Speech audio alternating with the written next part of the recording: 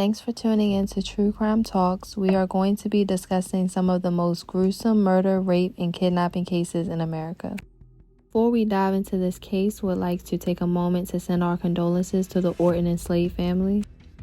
Please like, comment, and subscribe to our channel. We will be bringing these stories to you weekly. We're talking about a town known as Cedar Rapids, Iowa, the second largest city in the state and home to around 126,000 residents. Home to almost 300 different manufacturing plants and 24 Fortune 500 companies, including General Mills, Quaker Oats, and Nordstrom. You also may have heard of the triple murder case that happened in this quiet town June 15, 2021. Alexander Jackson brutally murdered both of his parents and sister in their Cedar Rapids home, which made headlines across the nation. Misty Dawn Scott Slade was 41 years old and passed away unexpectedly October 14, 2021. Misty became an adoring mother to Christina Dawn Slade on December 18, 1998. 3 short years later, she met the love of her life, Casey Orton, who instantly fell in love with Misty and her young daughter. Misty and Casey had a beautiful baby boy, Ethan Alexander Orton, on March 27, 2004, and on May 2, 2005, Misty and Casey were married. They eventually relocated to Cedar Rapids, Iowa, where they made many close friends. Misty worked in customer service at the Pat McGraw family of dealerships. Misty loved traveling, gardening, and spending time with her very large family. She was loved for her spontaneous sense of humor and her contagious laughter. She enjoyed camping and exploring national parks with her family and friends who loved her for her cheerful personality and spirit. Casey Arthur Orton was 42 years old and passed away unexpectedly October 14, 2021. Growing up, Casey loved dirt bikes and was always interested in anything mechanical. He could often be found taking things apart just to see how they worked. In 2001, Casey met the love of his life, Misty Slade, and they were instantly a perfect match. He adored Misty's younger daughter, Christina. Casey and Misty had their son, Ethan Alexander Orton, on March 27, 2004. From a very young age, Casey was dedicated to his work. Through hard work and dedication, he became an extremely accomplished automotive technician at McGrath Auto. Casey was a genuine patient man who always put his family first. He was everyone's friend and was a positive, glass is always full type of person. Every interaction with Casey left others feeling better. On October 14, 2021, cops in Cedar Rapids, Iowa said they got a call Thursday at 2:10 a.m. of a suspicious person at 361 Carnaby Drive Northeast. When officers arrived, they found 17-year-old Ethan Orton sitting outside. He was covered in blood and told officers he killed his mother and father. Police then found the bodies of 42-year-old Casey Orton and 41-year-old Misty Slade dead near the front door of their home.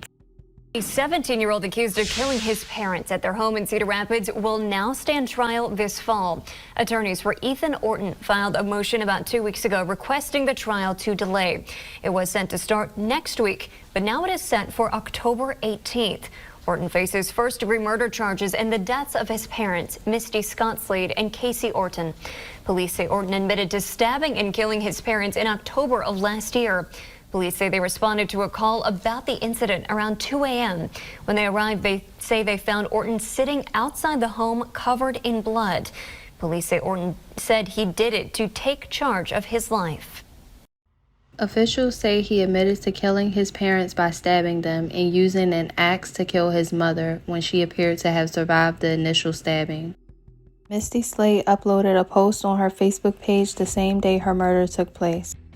The fact police found both her and Casey's bodies by the front door around 2 a.m. suggests she may have been awake in the early morning hours on Thursday, October 14th, when this tragic incident occurred.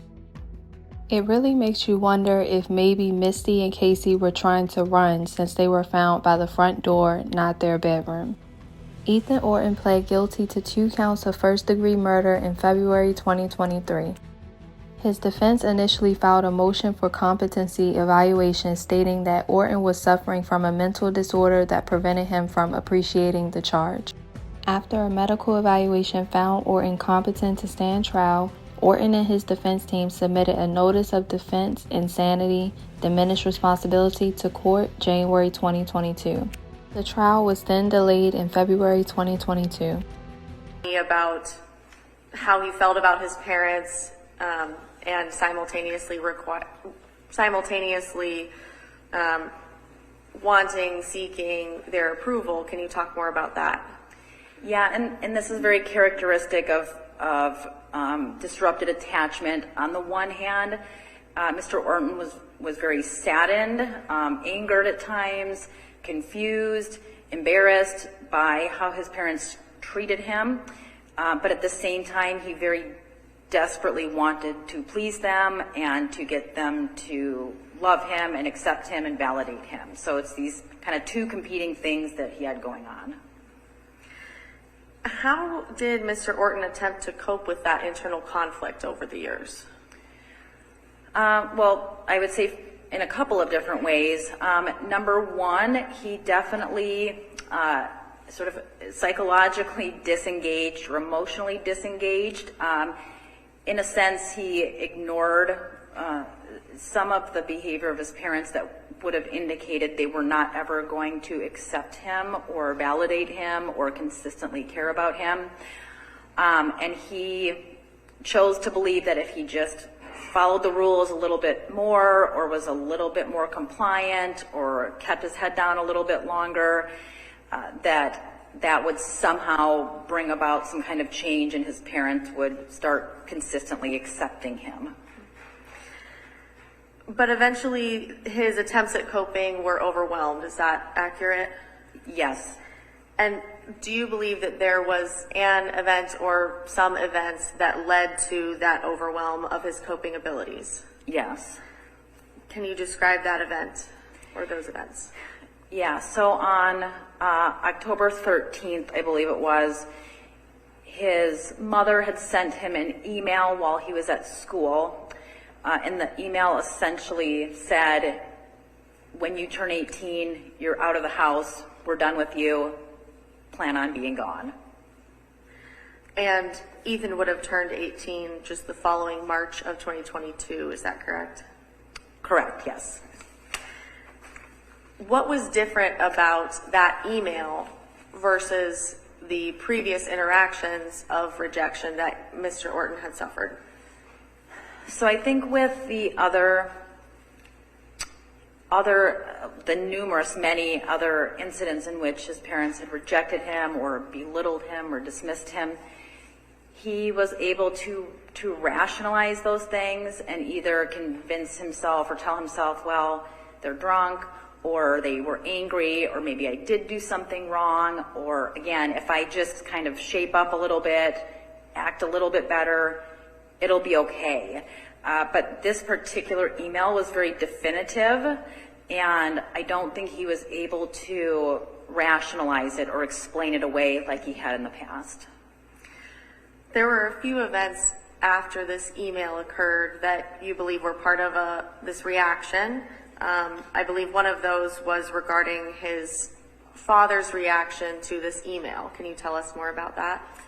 Correct. So I'll try to keep this concise, but basically the father found out about the email, I believe, through the school counselor, and the father initially talked with Ethan and said effectively, I'm sorry that your mom did that. I'm going to pick you up from school.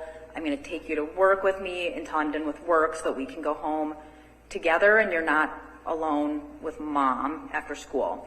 On June 5, 2023, Ethan Orton was sentenced to life in prison. He won't be eligible for parole until he serves at least 50 years in prison. Honestly, I'm scared of all this, and I just never thought I'd be somewhere around like this. Really scared, but it's one of the things that I found out, especially learning from my sister and my grandma, which they do have proof of some of these things that I witnessed and went through. Sadly, they couldn't be contacted, but that's okay.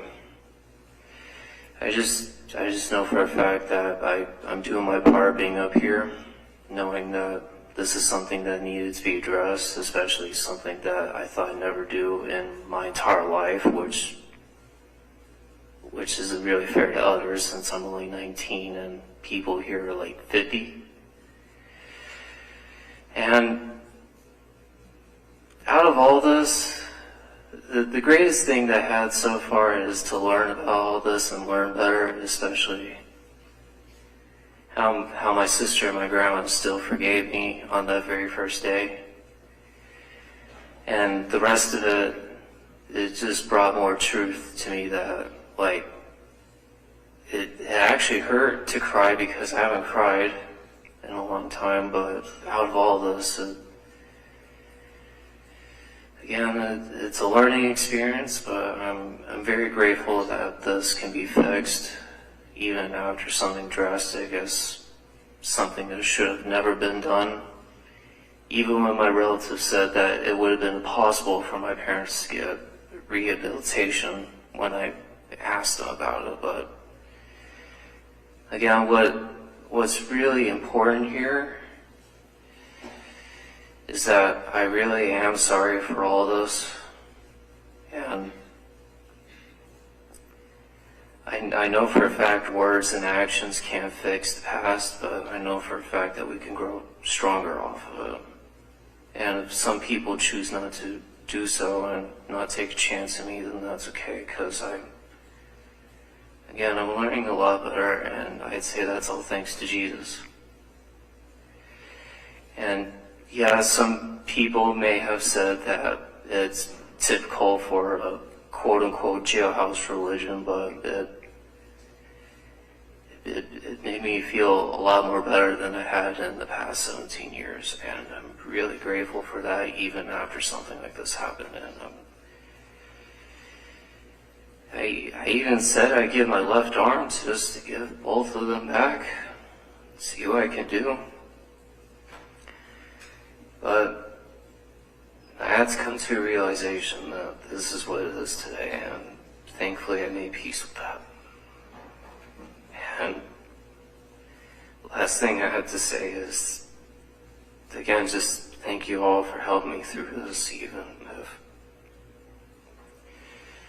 it was painful. But just like any Band-Aid, you have to tear it off in order to have it fully heal, you know? But thank you. Friends, family, and coworkers mourn over the loss of Misty and Casey. This is the statement McGrath Auto posted upon finding out 2 of their employees were killed. At home. Just an overflow of helping people. Just that's what I really want to take away from this, is how willing they were to help people. Casey Orton was a technician at McGrath.